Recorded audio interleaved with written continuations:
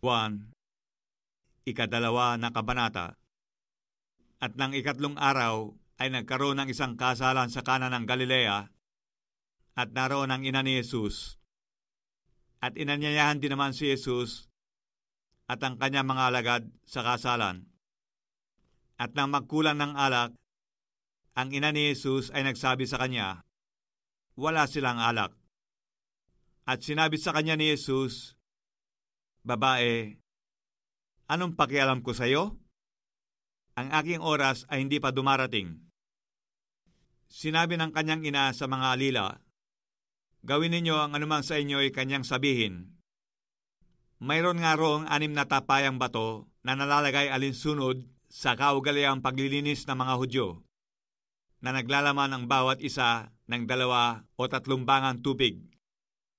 Sinabi sa kanila ni Jesus, "Punuin ninyo ng tubig ang mga tapayan," at kanilang pinuno hanggang sa labi. At sinabi niya sa kanila, "Kunin ninyo ngayon at inyong iharap sa Pangulo ng Kapistahan." At kanilang iniharap. At nang matikman ng Pangulo ng Kapistahan ang tubig na naging alak nga, at hindi niya nalalaman kung saan buhat, datapwat nalalaman ng mga alila na nagsikuan ng tubig, ay tinawag ng Pangulo ng Kapistahan ang kasintahan lalaki. At sinabi niya sa kanya, "Ang bawat tao ay unang inilalagay ang mabuting alak, at kung mangagkainom ng mabuti ang mga tao, ay saka inilalagay ang pinakamasama. Itinara mo ang mabuting alak hanggang ngayon." Ang pasimulang ito ng kanyang mga tanda ay ginawa ni Jesus sa Kana ng Galilea, at inihayag ang kanyang kaluwalhatian, at nagsisampalataya sa kanya ang kanyang mga alagad. Pagkatapos nito ay lumusong siya sa Capernaum, siya at ang kanyang ina at ang kanyang mga kapatid at ang kanyang mga alagad, at sila'y nangatira roong hindi maraming araw. At malapit na ang Paskwa ng mga Hudyo, at umahon si Jesus sa Jerusalem. At nasumpungan niya sa templo, yaon ang nagbibili ng mga baka at mga tupa at mga kalapati, at ang mga mamamalit ng salapi na nangakaupo.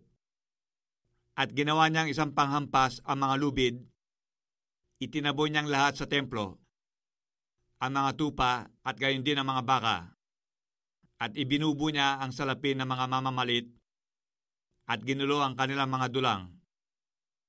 At sa nangagbibili ng mga kalapati ay sinabi niya, "Alisin ninyo rito ang mga bagay na ito.